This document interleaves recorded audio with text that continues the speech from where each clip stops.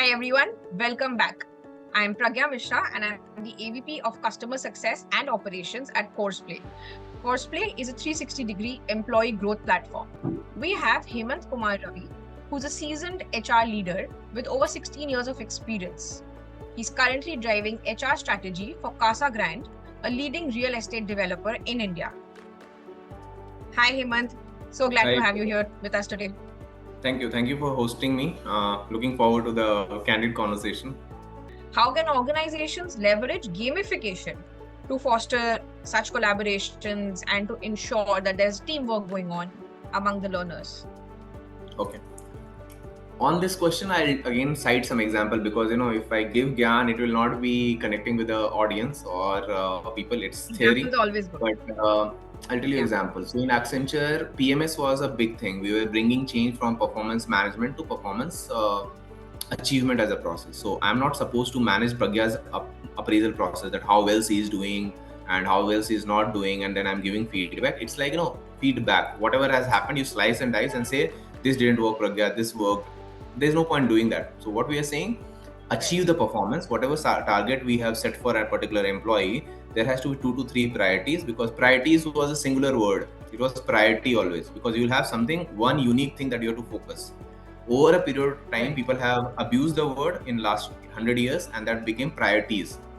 So it's conflicting, my priority is one priority, to live and let live, or something, you can't have priorities. Then you have so many things in your brain, to process through. So having said that, what we did was we created a kind of simulation wherein people are going through that immersive exercise as a simulation. We partnered with Nullscape.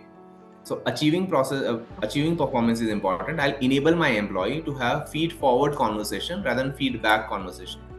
And in that journey, what we started doing was you'll get scorecard. Like, we'll gamify this stuff. You have a day of a manager or any role that we are playing. You go to Nullscape company's workplace, and you'll be sitting like any employee. So it's a in-field exercise, on the field. You'll have your system, you're working on something, some 10-20 mails are coming, some 4 people have resigned, some of your engagement score has come, engagement is dipping down from 80 to 70 to 65. You have 10 things to manage. So one is employee, another is business to do, third thing is engagement and hiring. How do you process that as a line manager? So it was very real time simulation based exercise.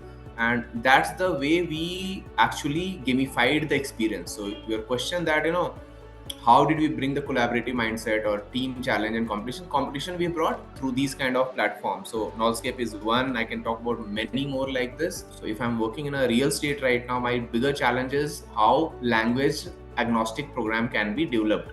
So English may not be the preferred language everywhere. Like in our industry per se, 60% of my headcount might be Tamil speaking. I'm expanding to Delhi NCR, and also I need some course content in that language. And people are able to customize now. They're creating AI bot. So while I'm talking to you or doing a program, if I have a concern on some pointer, there will be AI bot. I'll ask the question. That AI bot will connect to the open chat GPT and help me answer as a coach or mentor, or give me more content that while you are reading this, why don't you learn something more, right? So that way my horizon of learning is not only a simulated e-learning platform, but it can also give me journal to read from HBR to Gartner. It can give me kind of video nuggets of 30 seconds to 3 minutes or anything like TED Talks, anything. So across the world, whatever is a connected learning, that's the power of current AI based kind of, learning.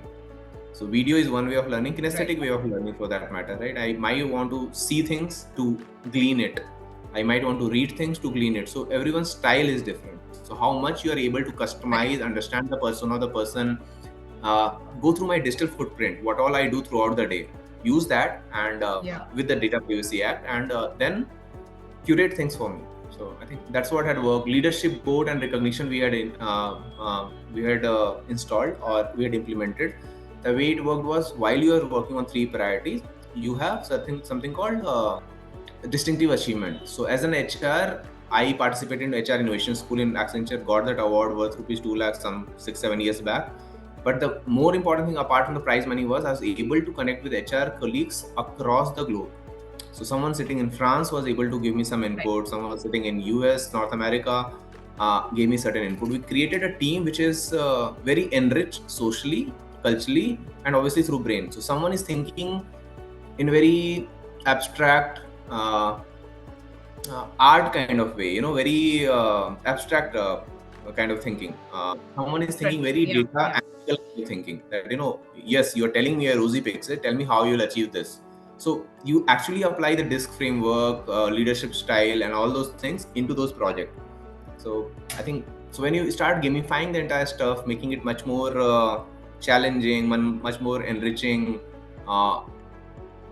simulated real life examples, so I think then the learning sticks for long. Right. So you were pushing learning or making your learners more inquisitive by giving them different formats. Now, be it reading, be it videos, be it networking, is what I've understood. And I think this was a brilliant plan. And this was not just one organization or one team. This is what you've learned in your entire career journey. And this makes a lot of sense. Now,